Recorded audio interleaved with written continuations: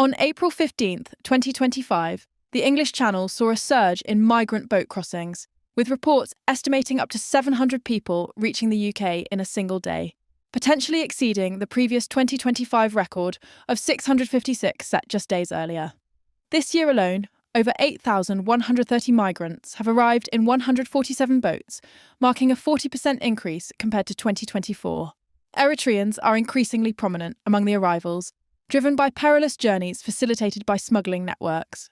The UK government, under pressure to curb the crossings, has intensified efforts to dismantle smuggling gangs, but critics argue these measures fall short as arrivals continue to climb. Calmer seas have enabled more launches, overwhelming border resources. The Home Office insists on stronger enforcement, while humanitarian groups call for safer migration pathways to prevent dangerous crossings. As the situation escalates, the debate over border security and migrant welfare remains unresolved, with no immediate end to the crisis in sight. Despite frequent rain showers across the Channel on Tuesday, Border Force and French border patrols have been inundated with small boat sightings. At one point, Dover Lifeboat was called to respond to 2 migrant boats as they arrived in UK waters, because every Border Force vessel was busy responding to other sightings. By late afternoon, more than 700 small boat migrants were either already in the UK or were close to crossing into UK waters. Weather conditions are due to worsen again this evening and will be unpredictable over the next few days. Responding to the latest migrant crisis milestone, Shadow Home Secretary Chris Philp said, "If these numbers are accurate, today is another day of labour failure. Nearly 9,000 illegal immigrants have already arrived this year, the worst start on record, and 700 crossings in a single day with no sign they will ever leave Britain. Labour scrapped our deterrent before it even began and replaced it with nothing. Now, crossings are surging, extremists and criminals are slipping through the net, and British taxpayers are picking up the bill.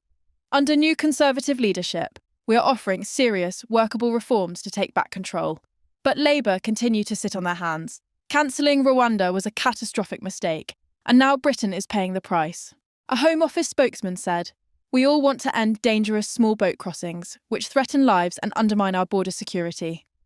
The people smuggling gangs do not care if the vulnerable people they exploit live or die, as long as they pay, and we will stop at nothing to dismantle their business models and bring them to justice."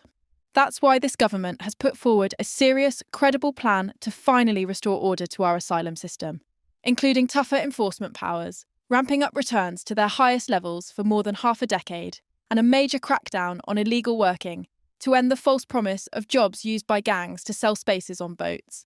One senior maritime security source told GB News, "This is an absolute disaster for Labour's border security policies. We've been shown a number of successes recently in terms of the National Crime Agency and other law enforcement agencies making numerous arrests of suspected people smugglers. But the fact is, we're not seeing the gangs smashed. We're seeing all previous records for migrant crossings being smashed." The Shadow Home Secretary, Mr. Philp, said, "We have been badly let down by a weak Prime Minister who is more interested in pleasing his human rights lawyer friends than protecting our borders from illegal immigrants, most of whom are young men. These crossings are not only illegal, they are unnecessary, as France is a safe country. A removals deterrent is urgently needed to stop the huge numbers of illegal immigrants crossing the Channel.